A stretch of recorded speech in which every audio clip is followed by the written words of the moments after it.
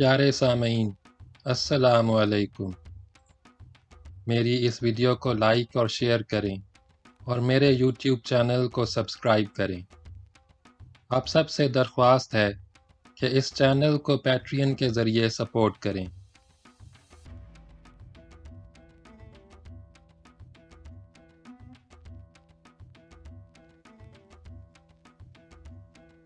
پہلی فصل، ترکوں کے آباء و اجداد۔ تیسری بحث، سلجوقی سلطنت کا خاتمہ۔ ملک شاہ فوت ہوا اور اس نے اپنے پیچھے 4 بیٹے چھوڑے: برکیاق، محمد، سنجر اور محمود۔ محمود جو بعد میں ناصر الدین محمود کے نام سے پہچانا گیا بچہ تھا، اس کے ہاتھ پر بیعت کی گئی کیونکہ اس کی ماں ترکان خاتون کو ملک شاہ کے دور حکومت میں بڑی قدر و منزلت حاصل تھی۔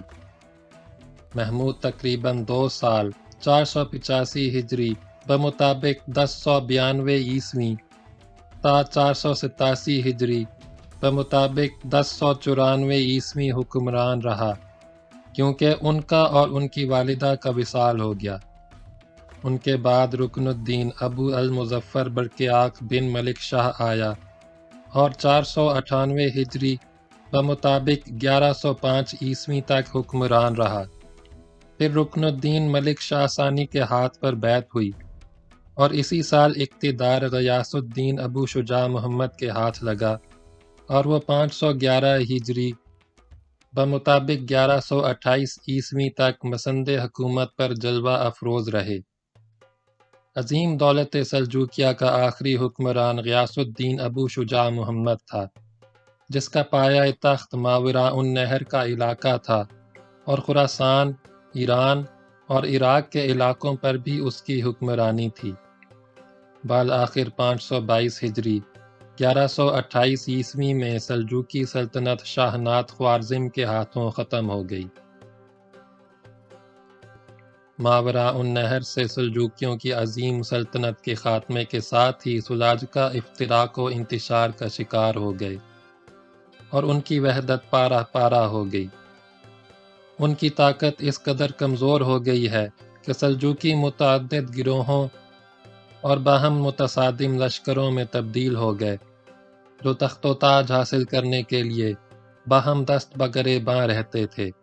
عظیم سلجوقی دولت کئی چھوٹی چھوٹی امارات اور دول میں تقسیم ہو گئی، اور یہ امارات اور سلطنتیں کسی ایک سلطان کے اقتدار کو قبول کرنے کے لیے تیار نہ ہوئیں، جیسا کہ وہ سلطان طغرل بیگ، سلطان ارسلان اور سلطان ملک شاہ اور ان کے اسلاف کے دور میں متحد رہی تھیں۔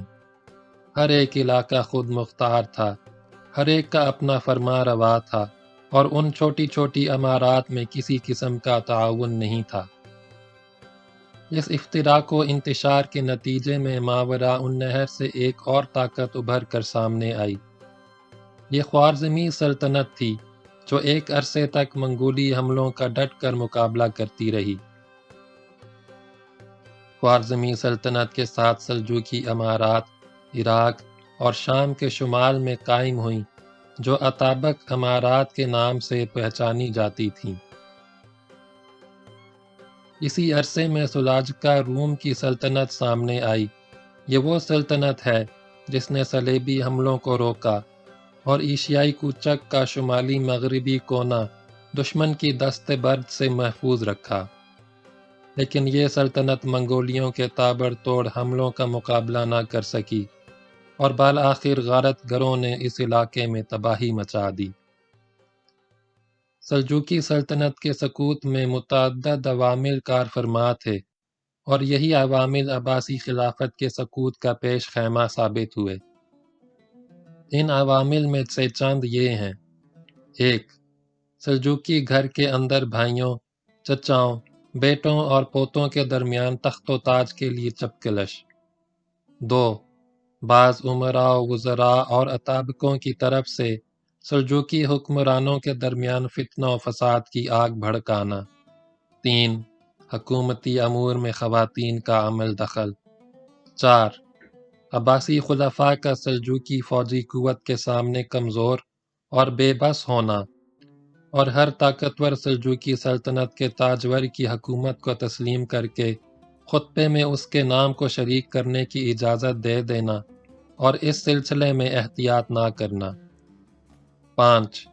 سلجوقی سلطنت کا شام، مصر اور عراق کے عباسی خلافت کے جھنڈے کے نیچے متحد کرنے میں ناکام ہونا۔ 6. سلجوقیوں کا مختلف گروہوں میں تقسیم ہو کر ہمیشہ ایک دوسرے کے خلاف برسر پیکار رہنا۔ اس چیز نے ان کی قوت کا خاتمہ کیا، حتیٰ کہ عراق میں ان کی سلطنت ختم ہو گئی۔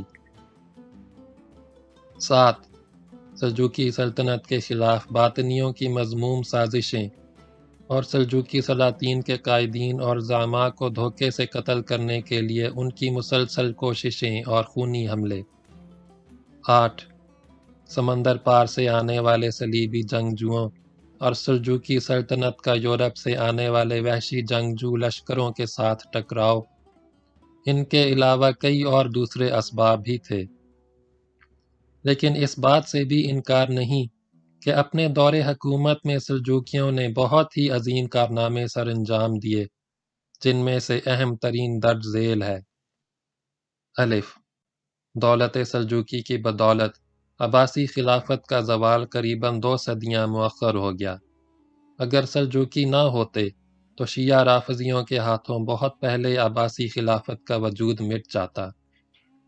ب، مصر کی سلطنت عبیدی فاطمی سلجوقیوں کی طاقت کی وجہ سے مشرق کے عرب مسلمانوں کو باطنی عبیدی رافضی سلطنت کے جھنڈے تلے جمع نہ کر سکی، اور اس طرح ان کے مذموم مقاصد پورے نہ ہوئے۔ جیم، دولت سلجوقی کی کوششیں اسلامی مشرق کے اتحاد کی تمہید اور پیش خیمہ تھیں، اور یہ اتحاد سنی سلطنت عباسی کے جھنڈے کے نیچے سلطان صلاح الدین ایوبی کے ہاتھوں مکمل ہوا۔ دال، سلجوقیوں نے اپنے زیر نگین خطے میں علمی اور انتظامی ترقی کے حوالے سے بڑا اہم کردار ادا کیا اور اس علاقے میں امن و امان قائم کیا۔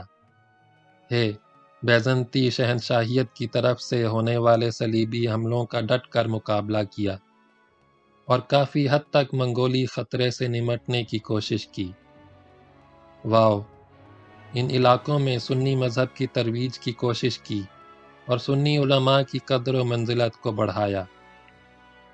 یہ ہے سنی سلجوقیوں کے بارے میں ایک مختصر سا جائزہ، اور دین اسلام کی خدمت میں ان کے کردار کا تذکرہ بلا شبہ یہ ظلم، جھوٹ اور بہتان ہوگا اگر ہم ان چند لوگوں کی سنی سنائی باتوں پر کان دھریں جو ان جوان مرد اور شجاع مجاہدین اسلام کے بارے بے سروپا باتیں کرتے ہیں۔ باقی اگلی ویڈیو میں سنیں۔